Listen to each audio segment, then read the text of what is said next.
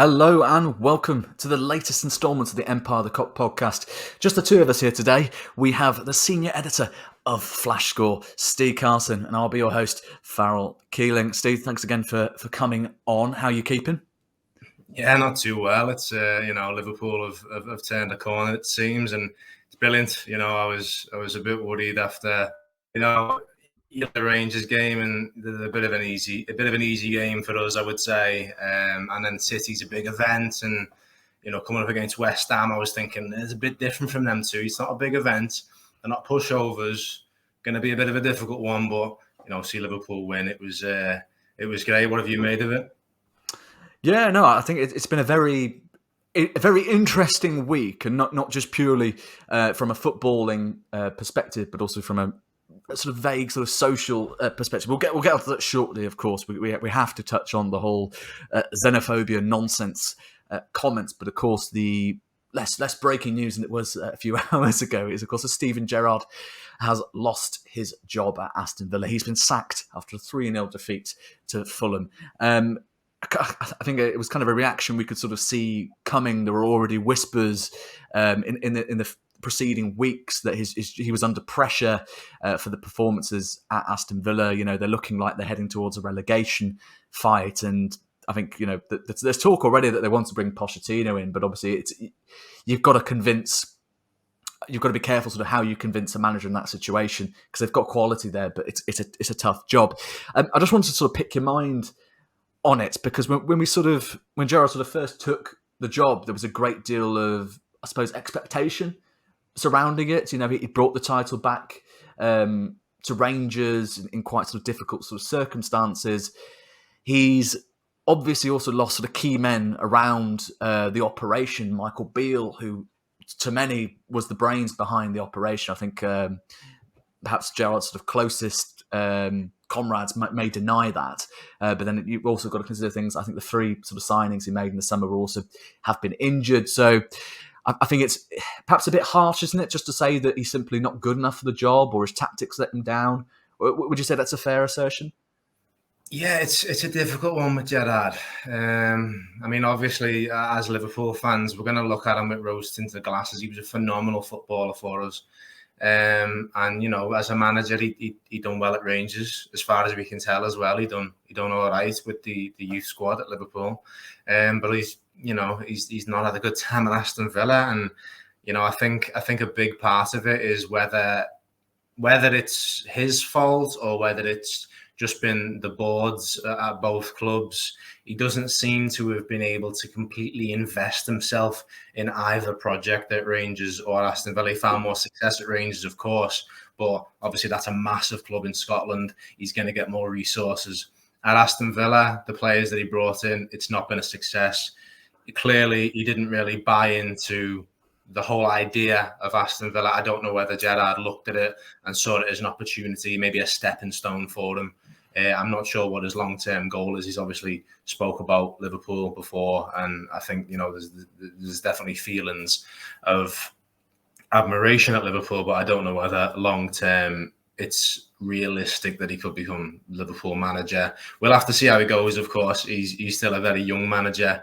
Going forward, he'll craft himself a little team. Obviously, it was great for him to get Neil Critchley, who, a bit of a surprise, to be honest with you, that he took such a role to work effectively underneath Gerrard after going and becoming a successful manager in his own right. So I think going forward, there's still a lot of promise about Gerrard as a manager, but he needs to either apply himself into a project and really grab it by the scruff of its neck, or the boards that he works with need to back him a little bit more. But of course, he does need to prove himself in the Premier League for that to happen in the Premier League. He's not going to just walk into one of the top jobs, which, I don't know what his mindset is, but obviously he was a phenomenal footballer. But as a manager so far, hit and miss. We've done a great job at Rangers, as I've said, but obviously it's not worked out at Villa. And I think it would be unfair not to pin that on Gerrard, because it didn't go to plan. His signings didn't work. He didn't buy into the project, I don't think. and it's not worked. But obviously, hopefully, whatever he does next, he bounces back. It would be good to see him succeed. But I think maybe a little break might now be the idea for Gerrard, because it's been quite intense since he retired. He's been, Liverpool to Rangers to Aston Villa. I think he could just do a little bit of time to just go away and just recollect himself, and then maybe get stuck into a job. Like Lampard at Everton at the minute, for example. Lampard is really grabbed that by the scruff of its neck. If we see Gerrard do that at another team of that level, I think it would be brilliant as Liverpool fans. But of course, at the minute, Gerrard just needs to take some time for himself, I think Klopp would agree with you there. He was speaking about the former Liverpool player, saying, I hope Stephen takes some time now. He's pretty much worked since he retired from playing. Former Liverpool boss Brendan Rodgers also said he was bitterly disappointed to see Steven Gerrard lose his job. I think I completely agree with you. I think whatever Gerrard does now, he definitely needs to take some time sort of away just to think about his next move. He can't just jump in to another job. I think the temptation is going to be there to sort of go, look, I can prove myself here. This is just a blip. But I think if he jumps into anything too soon, he just risks sort of repeating that sort of same result. Even taking perhaps a smaller job in a different league in Europe might just do him the world of good just to get that experience. I mean, he's admitted himself, part of the reason why he brought in Michael Beale, who's an extremely well-regarded coach. I think that he's currently got QPR at the top of the championship, so you can see those credentials in action. Part of the reason he brought Michael Beale in because he acknowledged, he doesn't know anything. I think initially, we saw that as being a similarity to Klopp, and sort of going, look, I don't know anything, hence why I've got this expert, this expert, this expert, and this expert. But I think he definitely probably could do with working on his craft a bit more, wherever that takes him in Europe. I certainly hope he doesn't jump at the next opportunity that comes his way, because everyone, even after the Villa debacle, will want a bit of Gerrard purely because of his name, more than anything else, perhaps. But yeah, one incident I have to say from the 3-0 loss to Fulham that somewhat sticks out from a Liverpool perspective is the penalty that Michael Oliver handed out after Alexander Mitrovic struck Matty Cash on the arm with a shot inside the box. Very similar, eerily similar, some might say, to the handball that wasn't given to Liverpool in the 3-2 defeat to Arsenal when Diogo Jota's cross struck Gabriel's arm, even though it was in an arguably unnatural position. Two similar sort of circumstances, and yet two very different results. Same referee, Michael Oliver, gave the penalty to Fulham.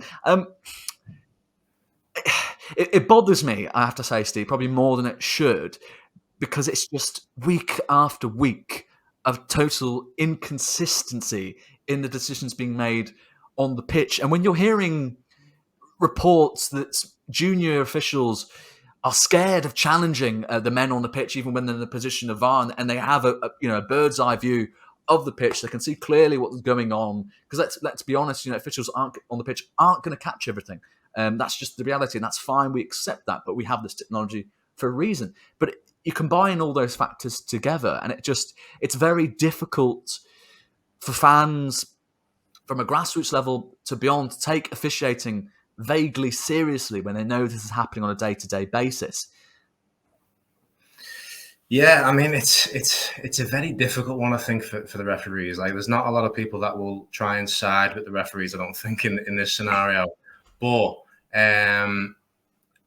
I think they've had VAR for a number of years now. I think they probably should be better adapted to it. And the state of officiating in the Premier League anyway is pretty poor. I think Anthony Taylor might be the worst of the lot after seeing his recent performance.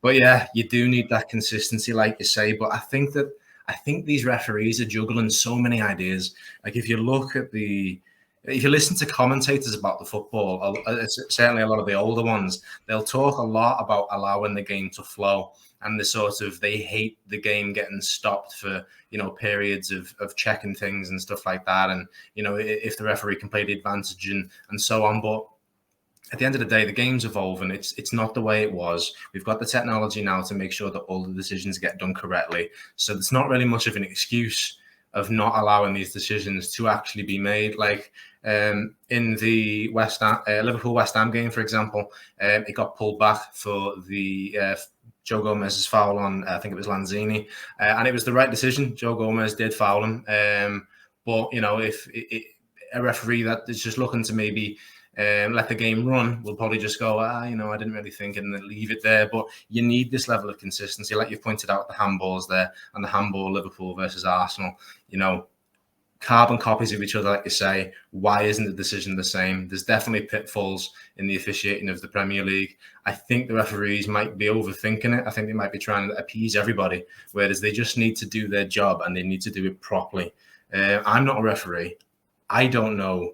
I would crumble if I was in their position, but they're meant to be the best in the Premier League. So why are we seeing these mistakes? Why don't you see the same level of mistakes when we go to the Champions League and we get their referees? Why don't we see these errors in La Liga, Serie A? Why is it better over there, worse over here?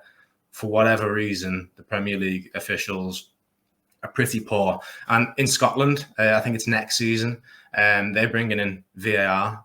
So we'll see how their referees manage. And then I think that'll be an interesting comparison because they will be very fresh to the technology. And if they're able to appease the allowing the game to flow sort of archaic shout, which it's nice to see the game flow. And I also hate it when the game is stopped, particularly when there's a goal and it's like VAR review, let's check something. And you see the players are just like stood around going, oh, what's going on? But, just to touch upon that as well, very nice the other week to see Mo Salah still celebrating with Harvey Elliott while he was waiting to see if he'd scored his goal. It was nice to see that. I think that's important. At the end of the day, technology needs to be embraced because it's gonna stick around.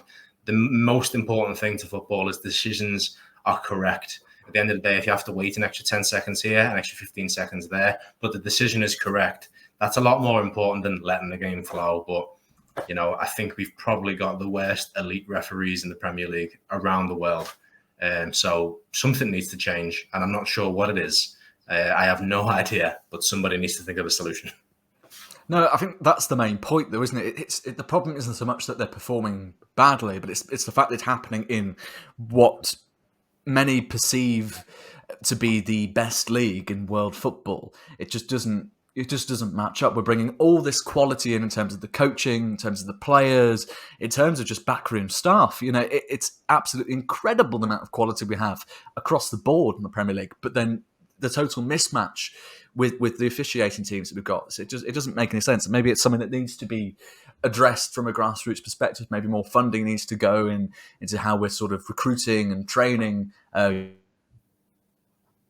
young referees. But it's clear that attitudes won't change until the quality improves. Because I think, everyone says we need to respect referees, and absolutely we shouldn't be encouraging managers like Klopp to shout and torment officials on the pitch. But you can understand where they're coming from when the decision making is not even rarely, it's consistently poor. So we'll see on what happens on that front. It's not the first time that Klopp's been criticised for his actions, of course. Comments he made prior to the game about the financial realities of teams across the English top flight and much beyond that, realistically. A bit bizarre, I think we can all fairly say, what the response was to those comments. He was accused of borderline xenophobia from someone, a mysterious figure at Manchester City, who briefed reporters about their thoughts on the matter. It's a topic that's been done to death, but I think it's obviously important that we address this here because, as every Liverpool fan will be more than aware of, the idea that Jürgen Klopp is xenophobic is offensively the complete polar opposite to his character. I think he certainly came out afterwards and said, "Well, my comments have been misunderstood again. I'd hate myself if I was a xenophobe. It's just not who I am." And it's frustrating that he even has to come out and say this. And a discussion, an objective discussion about the financial disparities between the top sides in England has been transformed into this discussion about whether one of the world's greatest managers is a xenophobe. Yeah, I mean, simply put, whoever leaked that line to the press and put out borderline xenophobia is a shithouse. I think that's the simplest way of putting it. At the end of the day, they've seen a criticism of how a club is run, and they've just gone on the complete offensive about it. And I can understand that they might not like that criticism, but it's important that people are allowed to criticize the way things are done, particularly football clubs where so much money's involved. And politics is never far away from football. We as Liverpool fans know that probably more than most. It's much more than just a couple of lads, a couple of women kicking a football around. There's more to it than that. There's off the field stuff. There's an excellent article by Miguel Delaney at the Independent. If you go on to the Independent and search for Klopp, it'll come up. It's Miguel saying Jürgen's right. We need to be able to criticize people in power effectively, particularly the owners of football clubs such as Manchester City, PSG, and Newcastle, for example. It's awful. And the suggestion that Klopp is xenophobic, I mean, quite rightly, he's armed up and he's gone after them on legal grounds on these suggestions that he's xenophobic, because that's liable. They've gone after his reputation because he's criticised how they operate as a football club. And it's not far in this discussion where you end up talking about sports washing, and this type of deflection is sort of in the bubble or a similar related bubble. These football clubs, I'm going to use Newcastle as an example, because their manager has been quite forthright in coming out and saying that Jürgen doesn't understand what he's talking about, which I've got a feeling he does. But you think about a football club owned by effectively, the royal family of the Kingdom of Saudi Arabia. They can use Newcastle as a tool. All the horrific things that happen underneath the royal family in Saudi Arabia, and I'm not criticizing absolutely everything they do, but there are some things there that obviously are crimes against humanity. You read about it in the news, you hear first-person accounts. We know some of the bad things that's happening over there. Journalists go missing, journalists end up dead. It's a big problem. But then the royal family are able to get Newcastle and use them as a toy to be like, oh yeah, this horrific thing happened, but we're creating all these jobs in Newcastle in the northeast of England. We're doing this, we're doing that, and the women's team is now doing so much better. And it's just, yeah, I mean, effectively, I'm explaining very briefly sports washing, but we've got to be able to come out and criticize the owners of these football clubs, especially when they're just pumping money into the club. We're not seeing it just yet at Newcastle, but we have seen it at Man City. Give it 10 years, Newcastle will be at the top at Man City, and those two will probably end up being the Bayern, the Juventus, the PSG. Not to taint all those clubs with the same brush in terms of how they finance themselves, but they're the powerhouses of their leagues, and Man City and Newcastle are on their way. City are already there, of course. Newcastle are on their way up as well, and it's just it's a nightmare, the state of affairs. But whether agree or disagree with it, or whether you look at sports washing and go whatever, and you just want to focus on the lads on the pitch, which you absolutely can go with the game and just watch the lads on the pitch and just go, I'll have a few beers after the game. That's fine. Doesn't need to be any more to you. But at the end of the day, when a manager wants to come out and criticize how these clubs, are ran, then yeah, he needs to be able to say these things. And then suggestions that he's xenophobic just because he's expressing his opinion. Don't get me wrong, you definitely could end up down a xenophobic route if because we're talking about owners that are all found in the Middle East. So you could find yourself on some very thin ice there. But what Jürgen said is not xenophobic. He came out and he's just criticised the ownership, which I agree with. And as I say, the ramblings that I've done there is a lot more cohesive in Miguel Delaney's article in The Independent. If anyone's still listening after I've just moaned for about 2 minutes there, go and read that article. It explains it a lot better than I just did. But yeah, I'm actually going to throw it back to you, Farrell. What have you made of it all? You know, what's your thoughts and feelings? I mean, the thing that struck me as most interesting was the fact that Klopp didn't go into the detail of going, right, Club A, Club B, linked to X regime, Y regime, they've done this, that, and the other, and all this nasty, nasty stuff that we can all agree, from a civilized perspective is wrong. You know, you're harming people, you're denying people basic human rights. We can all agree, objectively, it's wrong. Klopp didn't go down that route. He just went, top layer, purely footballing perspective.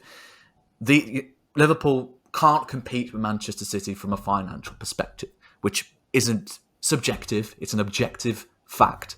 Liverpool can't compete from a financial perspective. Similarly to Newcastle, even though the denials have been made, there is a clear disparity in terms of the financial power available to them compared to other clubs who don't have their specific backing. So Klopp went with the top layer explanation of why it's difficult for clubs like Liverpool to compete with clubs like Manchester City, which is perfectly objective and isn't delving into things like geography or the specifics of the regimes behind the clubs that are, as you've eloquently explained, are funding these clubs for the purposes of sports washing, whether these clubs and their spokespeople are prepared to admit that or not. So a top layer explanation, which really shouldn't have annoyed anyone. The fact it has annoyed someone at Manchester City does suggest that Klopp is absolutely bang on the money, because the truth does tend to annoy. And that someone is very, very paranoid about what that comment and the discussions that follow, how they'll sort of take shape, and any sort of criticism that sort of bounces off of that. I mean, as far as I'm concerned personally, I think Klopp would have been it would have been fair game to point out these clubs are funded by X, Y, and Z. They're linked to these regimes. We know they're linked to these regimes. We know what these regimes get up to. I don't think even then that would have been xenophobic to suggest. But the maddening thing is Klopp didn't go into that detail. He said, right, I'm just going to stick to a footballing perspective, and here's the reality of how the financial disparity across these clubs affects their ability to compete. Just from that angle. And just said that, and then suddenly xenophobia pops up out of no. It was very, very Corbyn-esque, I have to say, in terms of the reaction just to something which, frankly, wasn't particularly radical to say. But so I don't know. I think infuriated a lot of Liverpool fans, and I'm sure infuriated Jürgen's family, knowing him personally, knowing his belief system.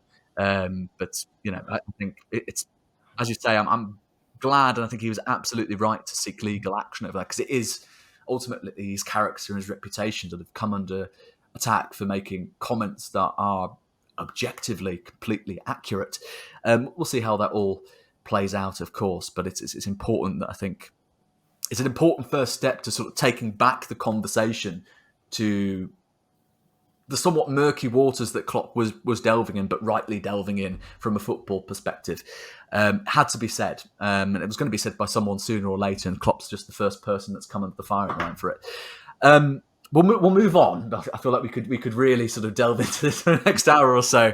But yeah, the West Ham game. So a 1-0 win, back-to-back 1-0 wins against Manchester City and West Ham United. The first time we've done that since August, so quite a while, and hopefully a signal of intent for how we hope to end the first half of the season before the Qatar World Cup comes around. The objective is to get back into the top four, and that's certainly looking like more than a possibility, with I think it's 4 Premier League games remaining, I believe. Nottingham Forest next before the World Cup. Nunez and Alisson Becker starring in that 1-0 win. I just want to grab your thoughts on Darwin Nunez, because the talk around him, the the rationale around it seems to have changed quite considerably. You had those early comparisons to Erling Haaland, and then you had the suspension, and then suddenly those comparisons began to look silly through no fault of his own. I think he needed to build up the rhythm and the games, and obviously that comes with being selected and being consistently selected. But he's looked, he's looked like pure chaos on the pitch, hasn't he? He's so completely different to anything we've had of late, sort of under Jürgen Klopp. The goal was, I think, a very well taken header from Acosta Shimika's corner. And then it was just Liverpool sort of holding on for dear life for much of the second half. What did you make of the game, and Nunez in particular? First, I'll just get to Nunez, and it's, the comparisons to Erling Haaland. In the beginning, I don't think it was very many Liverpool fans that were actually pushing it. But I mean, there would have been some, of course. At the end of the day, high-profile striker, big fella, strong, quick. At the end of the day, Liverpool signed a fella that fits that, bracket, and Manchester City signed one as well. But Haaland's a freak of nature. He's an unbelievable footballer. He's a future Ballon d'Or winner. He's all these things. And Darwin Nunez could very well go the same way, but Haaland hit the ground sprinting beyond belief, and it's he's just a freak of nature. He's an unbelievable footballer, and it's a shame he's playing for Man City from our perspective. But Nunez, an unbelievable footballer in his own right, and he's proved that at Liverpool consistently so far. In terms of whether he's a clinical finisher, that's where maybe he's not really proved himself too much so far. But he does seem to be getting there. He's getting the goals. He's been one of our most chaotic forward outlets this season so far. Salah's really coming into his game now, and I think that's gonna help Nunez. Of course, it would. Salah seems to be a bit more of a creative role this season, perhaps, but. Yeah, I'm very excited about Nunez. He has there's something about him. If I looked at him on FIFA, I can almost guarantee that it would say underneath, has that special something. That would be how I'd describe him. There's just something about him. He seems to attract chances, and his movement is unbelievable. He gets himself in pockets of space, and he can just fire off a venomous shot out of nothing, and he's brilliant. He can head the ball. He can boot the ball, left-footed, right-footed. He's got everything. He's dead quick, dead strong, skillful. Maybe his head can go a little bit too much. I mean, that's probably a little bit unfair because he got the red card. Had he not got that red card, maybe I wouldn't feel that way. But that's gone now. He's probably had conversations with Klopp and the team, and he does seem to be a bit more controlled now. There's a couple of times in the West Ham game where he was getting stuck in and people were getting stuck into him, but there was no reaction or lash out, which we saw in the first few games where he was a bit more, he almost looking for a fight without actually, starting a fight, but he always looked up for it. He seems to have calmed a little bit now. So very excited about Nunez. No surprise at all. You can see it. We saw it when Benfica came to Anfield. He was just an absolute menace. And yeah, he's the same at Liverpool. He's settled in rather quickly. Haaland, a freak of nature, looks like he's played for City for 10 years. But at the end of the day, playing in front of Kevin De Bruyne will definitely do that. But obviously, we are talking about a man who'll probably win the Ballon d'Or in the next 2 years. But yeah, Liverpool, West Ham. Liverpool in that first half, Nunez was probably the star of the show. But yeah, it was a great performance by Liverpool in that first half. We absolutely dominated the game, and I was worried. I don't know how we didn't score more. Nunez smashing the post, that would have been an unbelievable goal. But he'd already scored, a lovely header from, as you say, a great cross by Kostas Tsimikas, who, by the way, continues to be probably the best backup left back in the world. Unbelievable. A bit of play down that left-hand side, which is nice to see because quite often it's the right-hand side where we do find more creativity. Yeah, I mean, the second half obviously was like night and day. West Ham, it seems immediately after the saved penalty, which they quite rightly were awarded after Gomez fouled Lanzini, they just seem to have a bit more about them, bit of extra 10%, bit more in the tank. They seem to want it more than Liverpool after that. and Alisson was just not allowing them to have that. He stopped everything. Obviously, Van Dijk and Gomez played very well as well, as did all the defenders, to keep a clean sheet after that. Fair play to them. As a team, what a win. Klopp's changes did not do Liverpool any favours whatsoever. Mind you, there's many reasons why that might have been the case, but I think West Ham were already just going for our throats. So at the end of the day, we've managed to grind out a win at Anfield there, which is something that we've historically done very well. And it's nice to see us, get those sort of awkward wins after just being far too easy to tear apart. Even the 7-1 win against Rangers, their goal, it was like hot knife through butter. It was horrible. And since that happened, it seems that we've steadied up. I don't know what it was about conceding against Rangers, but we seem to have really steadied up, and we're a defensive unit once again, and I hope we can continue that. As I said at the beginning of the podcast, I was a bit worried because West Ham are not like Rangers in terms of, I think it's fair to say a team that you beat 7-1 at their home, are pushovers. I think that's fair to say. City, big occasion. West Ham, very difficult team to play in our backyard, and we managed to grind out a result. At the end of the day, it doesn't feel good, but we got the 3 points. They didn't. March on to the next game, Nottingham Forest, get another 3 points, keep going, get to that World Cup break in a Champions League spot, and all of a sudden, the second half of the season is a case of how high can we finish? Not, Christ, are we not going to be in Europe next season? So that's my take on it. So what did you make of it, Fadl? Anyway, I rambled on a bit there. Go on. No. It's all very interesting points. I just wanted to quickly sort of touch on Nunez again. I have a feeling we're going to be very obsessed with him in the coming weeks. We've got a stat here from Squawka looking at his non-penalty XG per 90 in the Premier League, and he tops the list ahead of Erling Haaland, 0.89, ahead of Haaland's 0.85, and then the drop-off from then is 0.66 Bamford, all the way down to the bottom of the list. It's quite remarkable. We're looking, obviously the goals don't reflect that. Haaland, freak of nature that he is excelling at Manchester City, and I think we more or less saw this coming even after the Community Shield. We said, he's going to be fine. Don't you worry about that. Well, I mean, we won't be worrying about that. But the underlying stats do suggest, I've suggested for a while, that the goals were going to be coming for Nunez. And, lo and behold, scored the match winner against West Ham. And I think from there, as a pure sort of form as a confidence booster, that's going to be huge for Darwin Nunez. Huge. Knowing that, it's not just guessing on the score sheet, but when he gets on the score sheet, making a difference as far as the results are concerned, that's going to be absolutely brilliant for him. And obviously, there's a little hamstring problem, I believe Kop said in his press conference, the medical team are going to check out before we face Nottingham Forest tomorrow. So hopefully that's not too serious, and that he can get some more minutes and hopefully another goal against the Premier League's strugglers this season.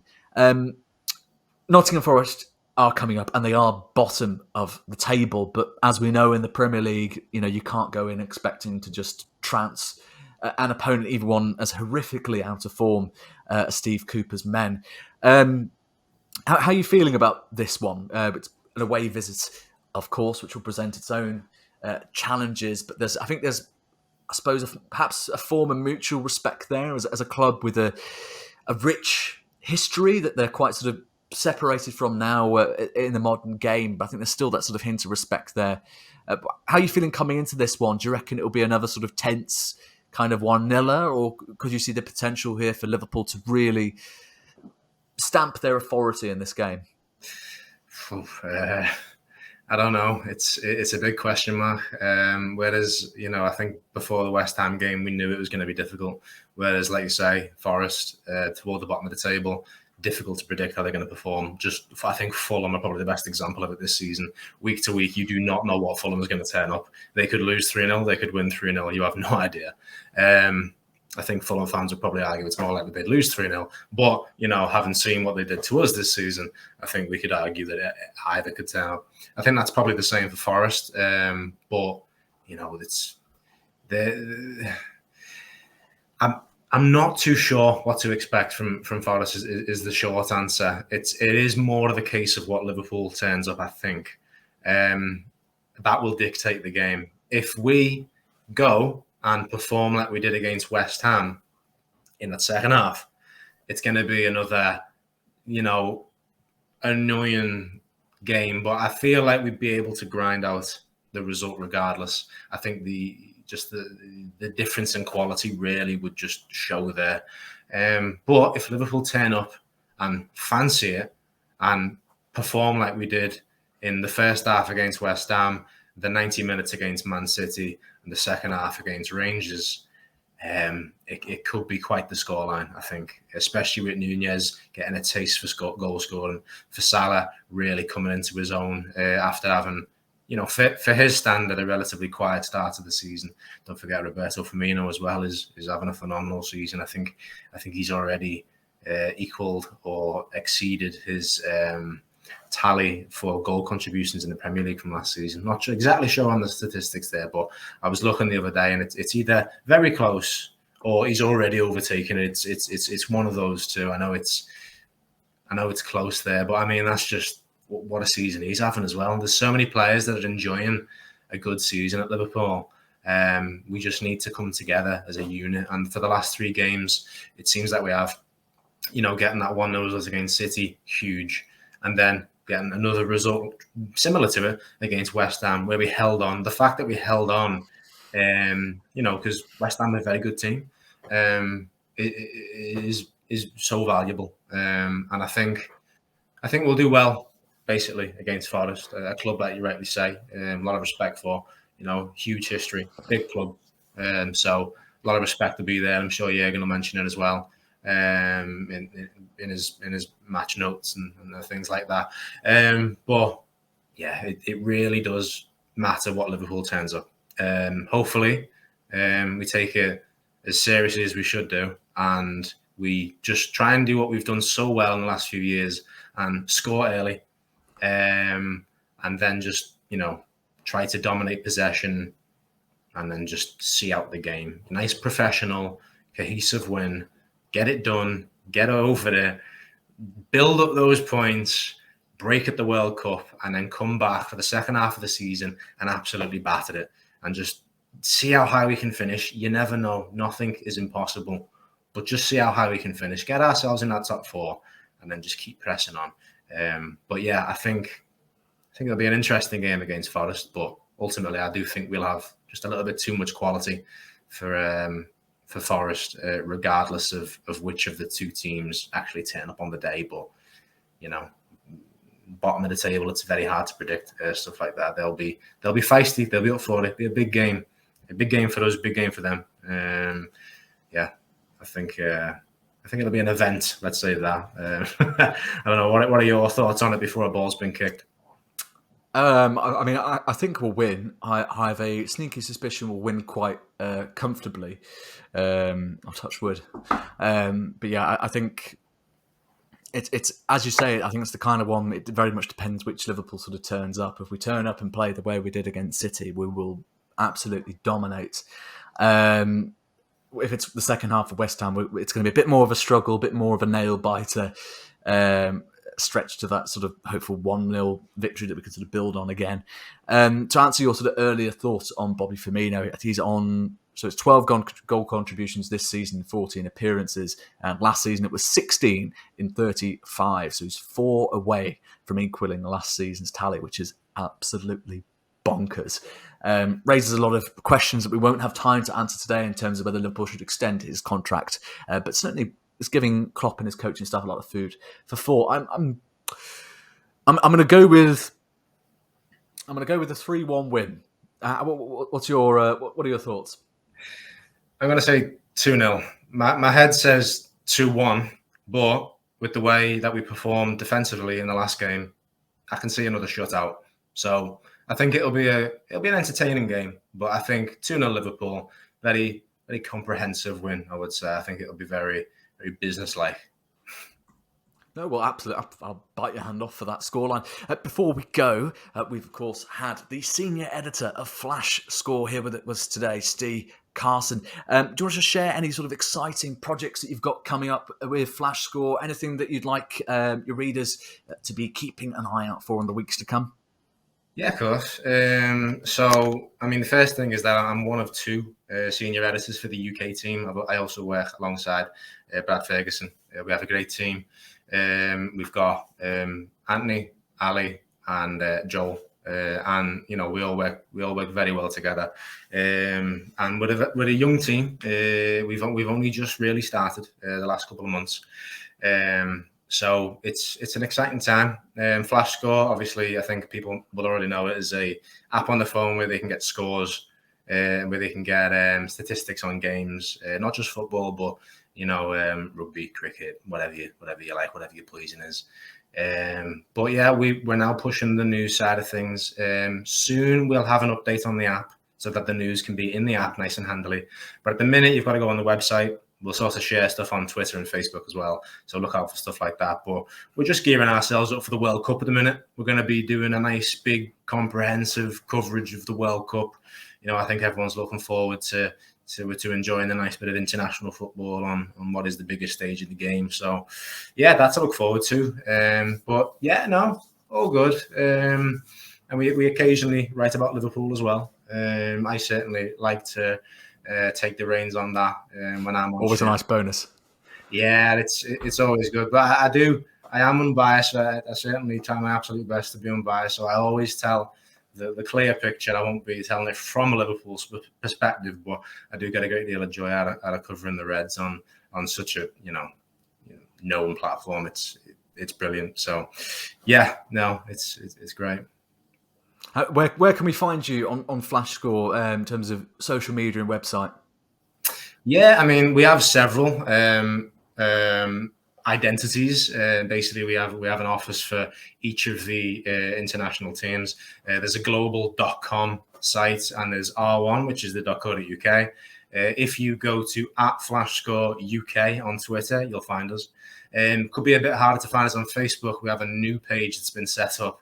But if you search for Flash Score UK, it should come up. We've got about 30 followers over there. We've only just started on Facebook. We do have about 18,000 followers on Twitter, so there's a bit more fun to be had over there.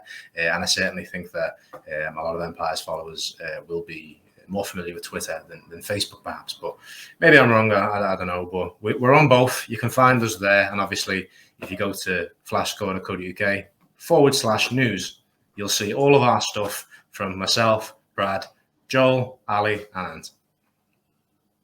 Well, there you go. You've heard it straight from Steve Carson. I've been your host, Farrell Keeling. If you are watching this live and you fancy rehashing some of the stuff that we've gone over, you can catch the full episode on our Substack. You can also catch it on whatever podcast you're listening to, Apple, anything you're using, you can catch it right there. And we'll, of course, be loading this straight to our socials, Twitter, Facebook, and the like, and YouTube, of course. So keep an eye out for that. Thanks very much, Steve, for jumping on. And we have been the Empire of the Kop podcast. Take care.